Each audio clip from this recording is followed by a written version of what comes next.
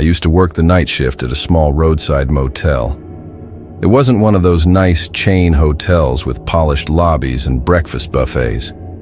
It was old, family-owned, the kind of place people only stayed at when they were desperate or passing through in the middle of nowhere. That was exactly what drew me to the job. I'm not a people person, and working nights at a motel that rarely had more than a handful of guests seemed like the perfect gig. It was quiet, predictable, and honestly, a little boring most nights. But boring was fine with me. I'd usually sit behind the desk from 10 p.m. to 6 a.m., filling out paperwork, checking the cameras, or scrolling on my phone. Sometimes if I got too tired, I'd sit in the back office where there was a couch and watch something on my laptop. I thought the worst thing I'd ever have to deal with was a drunk guest losing their room key. I was wrong. This happened about a year ago, and it still burned into my memory. It was a Tuesday night in late fall. The motel only had about 5 rooms occupied, and by 11:30, the parking lot was dead quiet. The only sounds I could hear were the faint hum of the old fluorescent lights in the lobby and the occasional creak of the building settling. Around 2 a.m., as I was sitting in the back office half asleep, I heard it. The sharp, clear ding of the service bell at the front desk. That sound always meant someone was standing right there, waiting. I jumped up, rubbed my eyes, and walked into the lobby. But when I got there, no one was around. The lobby was empty. The glass doors showed nothing but darkness outside. The parking lot was still, no headlights, no cars pulling in. For a moment I thought maybe I had just imagined it, but the bell is loud, and I knew what I heard. I stood there for a minute, waiting. Nothing happened. Finally, I shrugged it off and went back to the office. Not 10 minutes later, the bell rang again. This time, I rushed out immediately, hoping to catch whoever it was. But again, the lobby was empty. The air felt colder somehow. My skin prickled as I looked around. I stepped outside, scanning the lot with my phone's flashlight. Still nothing. Just a couple of cars belonging to guests, all dark and unmoving. The road was empty. The hair on the back of my neck stood straight up. Someone was messing with me. That was the only explanation. I decided not to go back to the lounge this time. Instead, I sat directly behind the desk, my eyes locked on the bell. If someone was sneaking in and ringing it, I wanted to catch them in the act. The minutes dragged. 15 passed, then 20. Just when my eyelids started to grow heavy again, ding! Only this time, I saw it. A pale hand crept up from underneath the desk. Slowly, deliberately. It reached over the counter and pressed the bell. Right in front of me. I froze. My entire body went cold. There was someone hiding underneath the desk the entire time. I shot up from my chair so fast it nearly tipped over, and without thinking, I bolted down the hallway into the back office. I slammed the door shut, locked it, and pressed my back against it. My chest was heaving. My mind couldn't process it. How long had they been under there? How had I not noticed? The office had a small monitor connected to the Motel S4 security cameras, one for the lobby, one for the hallway, and 2 covering the parking lot. With trembling hands, I turned the monitor on. The first thing I saw was the lobby, empty except for the chair I had knocked over. Then movement. From the bottom of the screen, a head appeared. A man crawled out from behind the desk. He was tall, lanky, wearing a hoodie pulled tight over his face. His posture was hunched, his movements deliberate.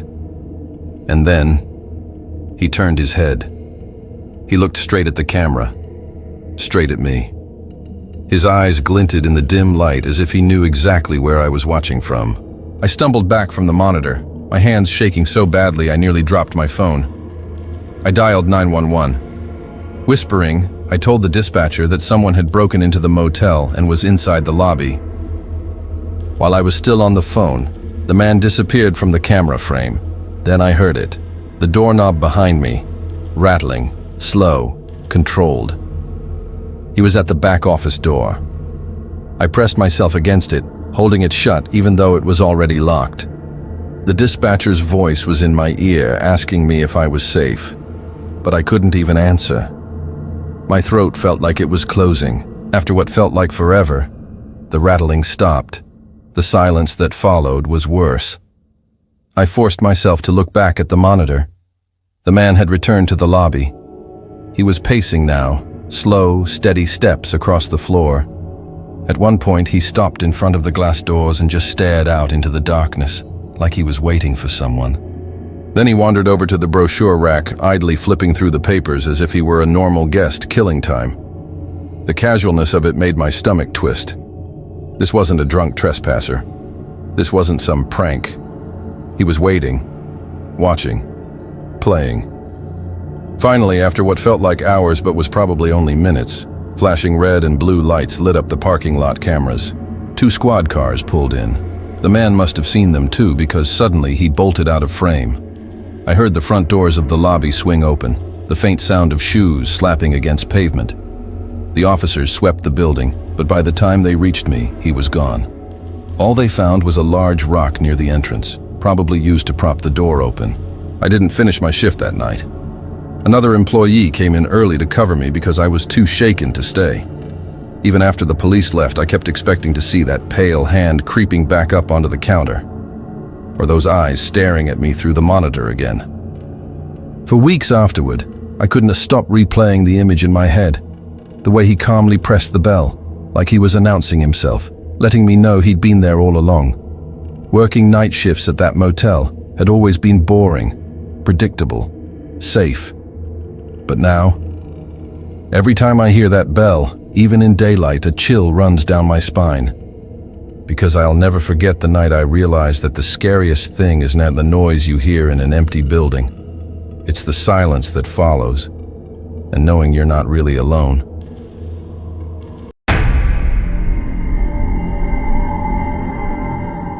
I worked the night shift at a small gas station off a rural highway.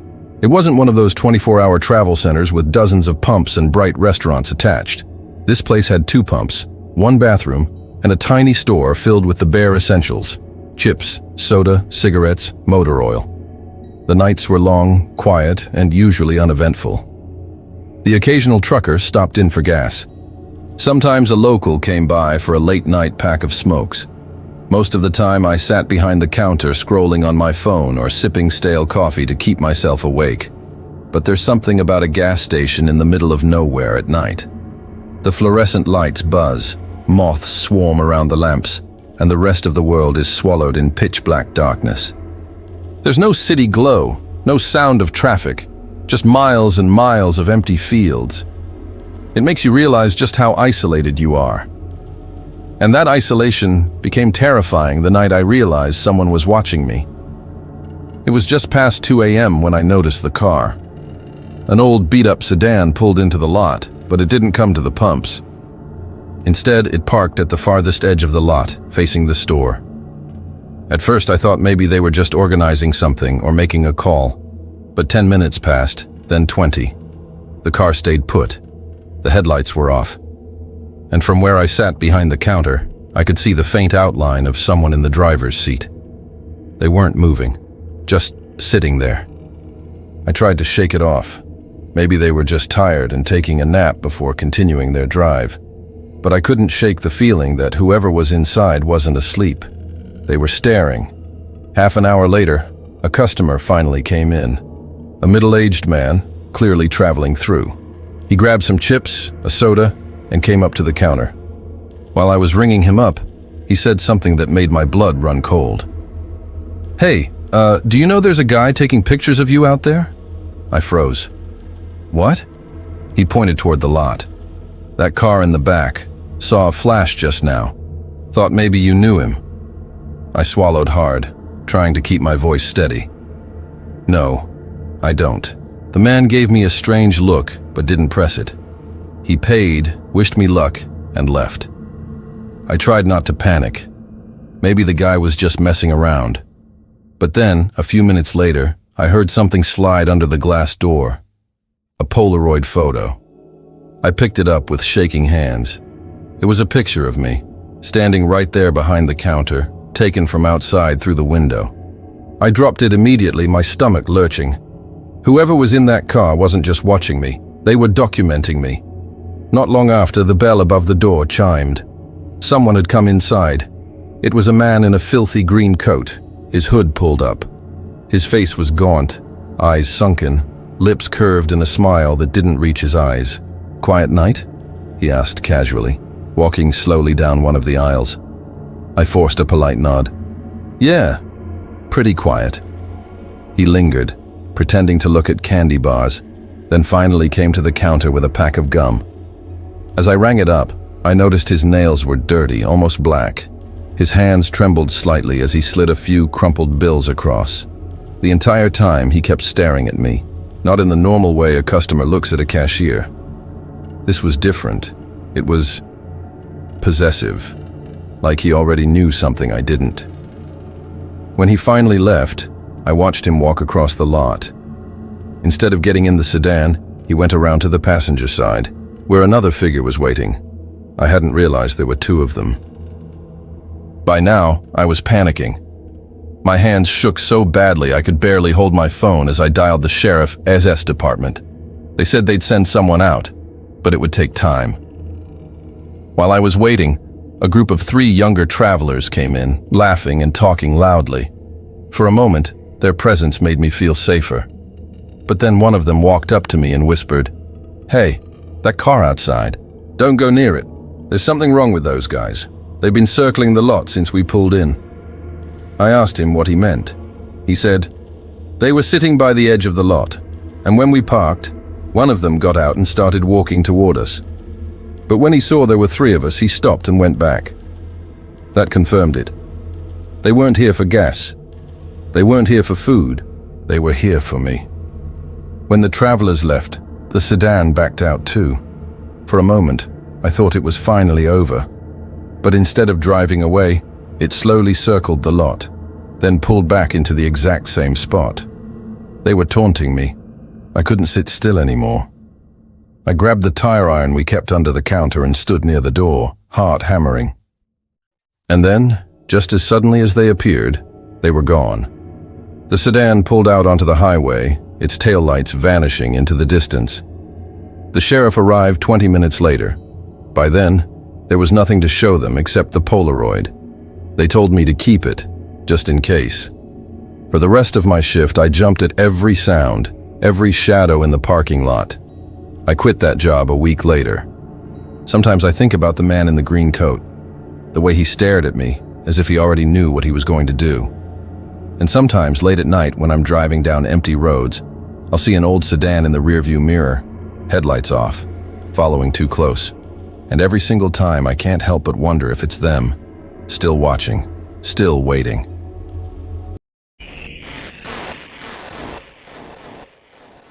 I used to work as a security guard at a small hospital in my hometown. It wasn't one of those massive modern medical centers you see in big cities. This place was older, smaller, with outdated equipment and long, narrow hallways that always smelled faintly of bleach. Most of my shifts were overnight, from 10 p.m. to 6 a.m. On the surface, it sounded like an easy job. Walk the halls, check the doors, watch the monitors. But hospitals at night are a different world. The noise of the day dies down, the lights are dimmed, and what's left is a hollow quiet that makes the building feel less like a place of healing and more like a mausoleum. The part I hated most was the basement. That's where the old storage rooms were, filled with broken hospital beds, wheelchairs, and boxes of records no one touched anymore. The air down there was always damp and stale, and the silence was heavier than anywhere else in the building. And that's where the worst night of my life took place. It was around 2:30 in the morning when the charge nurse called me on the radio. "Hey, can you check the basement? Thought I heard something moving down there." Her voice was casual, like she was asking me to grab a soda from the vending machine, but my stomach sank immediately. It wasn't unusual for homeless people to sneak into the hospital at night, looking for a warm place to sleep. Usually we just escorted them out. Still, the thought of going into that basement alone made my skin crawl. I grabbed my flashlight and started down the stairwell. The fluorescent lights above buzzed faintly, a few of them flickering. When I reached the bottom step, the air grew colder. The hallway stretched out in front of me, lined with metal doors on either side. Each one led to a different storage room. The smell of dust and damp concrete filled my nose. For a while, everything was quiet. I started opening doors, shining my light inside. Just the usual junk: old monitors, cracked wheelchairs, boxes stacked to the ceiling. I was about to call it in as a false alarm when I heard it. Footsteps, not mine. They echoed faintly from deeper in the hallway. Slow, heavy, deliberate. I froze, flashlight trembling in my hand. "Security," I called out, trying to sound confident. "Who's down here?" The footsteps stopped. I swallowed hard and took a step forward. My boots echoed against the concrete, the sound bouncing back at me. Up ahead, one of the doors stood slightly ajar. I hadn't opened it. As I raised my flashlight, the door creaked shut. I felt a rush of adrenaline. Someone was definitely down here. I grabbed the handle and twisted, but it was locked from the inside. I leaned closer, trying to peer through the small wired glass window. The room beyond was completely dark, and then a face appeared in the glass. Pale, hollow-cheeked, eyes wide and unblinking, staring straight at me. I stumbled back so fast I nearly dropped the flashlight. My breath caught in my throat, but just as suddenly as it appeared, the face was gone. The window showed only darkness again. I tried calling on my radio, but all I got was static. The signal had always been terrible in the basement. I didn't know what else to do, so I turned and started walking back toward the stairs. That's when the footsteps returned. Only this time, they were running, slamming against the concrete, racing toward me from the dark hallway behind. I didn't dare look back. I sprinted, my flashlight beam jerking wildly as I bolted for the stairwell. The sound of those steps was deafening, getting closer, closer, until I swore I could feel hot breath on my neck. I burst through the stairwell door, took the stairs 2 at a time, and didn't stop until I reached the main floor. When I finally turned around, gasping for air, the stairwell was empty. The sound was gone. Another guard met me in the hallway asking what had happened. My words tumbled out: the footsteps, the face in the glass, the chase. He frowned but agreed to check it out with me. Reluctantly, I followed him back down. But when we reached the basement again, it was silent. Every door was locked. Every room was empty. There were no signs of anyone. He laughed it off, saying maybe I was overtired, but I knew what I heard. I knew what I saw. The next morning, I asked one of the older nurses about it. She looked at me strangely. "You don't know?" she said. I shook my head. She leaned in, lowering her voice. "That wing of the basement used to be part of the psychiatric ward. Back in the 70s and 80s. They kept patients down there before the renovations. Some of them never left." Her words sent a chill through me. She said even now, staff sometimes heard voices, saw figures, or felt watched when they went down there. Nobody liked going alone. I worked plenty of night shifts after that, but I never went into the basement alone again. If the charge nurse asked, I made sure another guard came with me, because I'll never forget that face staring through the glass, or the sound of those footsteps pounding after me in the dark.